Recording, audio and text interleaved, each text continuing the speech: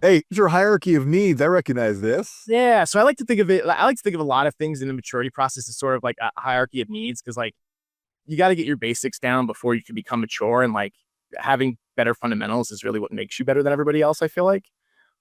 So like the basics of this in threat hunting is always going to be your people and skills, right? They're going to bring the most value to it. People who are experienced hunters with that attacker mindset, right? They know that an attacker, always injects into LSAS because it's got privileges to touch all these other processes, right? Like they know to look then at, LSAS child processes for suspicious activity. So you need that specialization. Um, you know, they need to know how to use the tools, right? Splunk, Illumine, all those kind of things.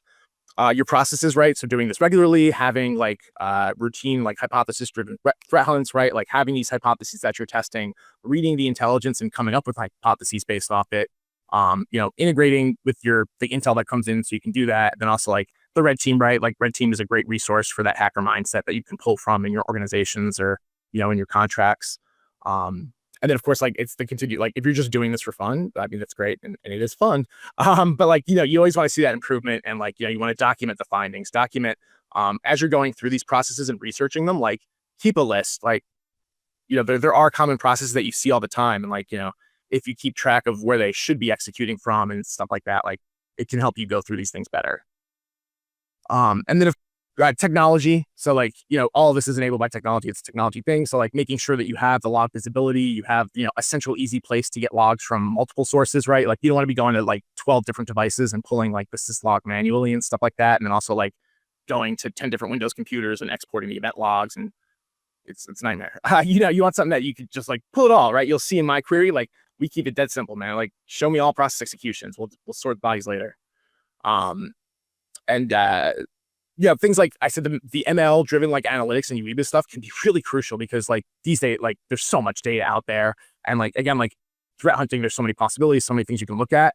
Like being able to be tipped off to those outliers can really help you start somewhere.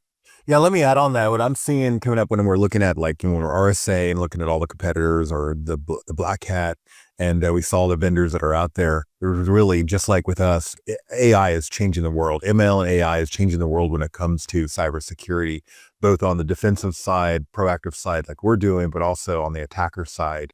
I see AI really, really helping it, absolutely. But can we completely get rid of humans and just leverage off AI? Don't think so. But what I'm seeing is it's making our hunters spend less time on manual effort, doing the redundant tasks, things that become monotonous that really take away from their skill set. It is elevating the level one analysts to make them smarter, but also I see really, really helping out the hunters out there. So, and AI, we're evolving, so we have still further to go. So, Yeah, I'm big into AI and stuff like that. I have home labs, run my own LLMs and all that fun stuff. But I'm not a huge like evangelizer and completely blind to like the fact that it lies, that it's not 100% correct. But I'll say like, especially as there's been advances, even in just the way like LLMs work, like how they've integrated search capabilities, right? And like redundant, like recursive search capabilities, right? Like I'll run like 15 searches 10 times, stuff like that. Get the full content, summarize and digest it and cite things. It can actually be pretty accurate depending on what you're asking it.